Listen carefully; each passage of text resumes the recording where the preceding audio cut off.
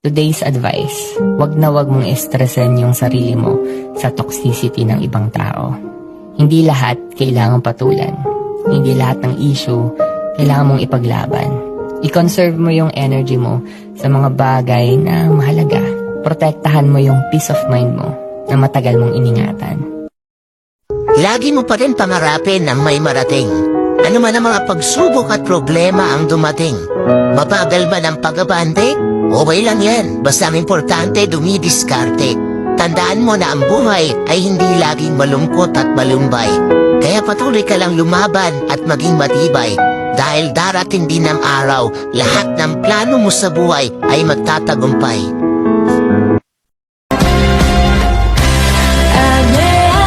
Simple lang naman ang buhay. Pag ayaw sa'yo, hayaan mo.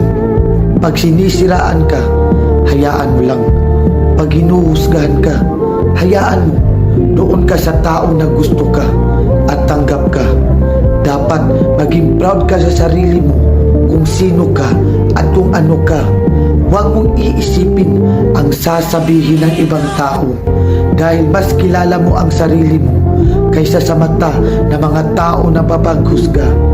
Di ba may kasabihan, kung mabait ka sa ibang tao, huwag kang umasa na magiging mabait din sila sa'yo. Dahil katulad ng kamay natin sa daliri, hindi pantay. Dahil ang bawat tao sa mundo may iba't ibang ugali.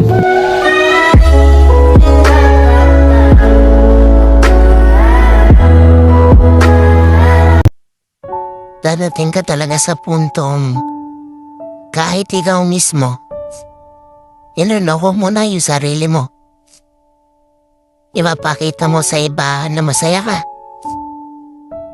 Ipapakita mo sa iba na malakas ka. Ipapakita mo sa iba na okay ka. Kahit hindi naman talaga. Huwag mong bilangin yung mga pagkakataong nadapa ka.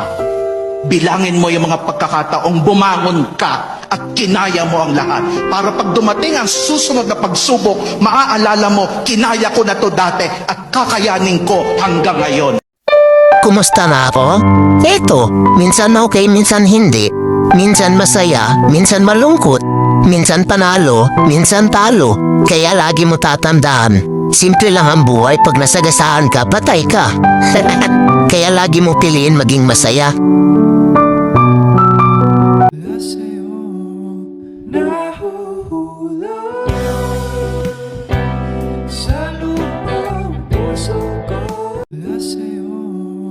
No.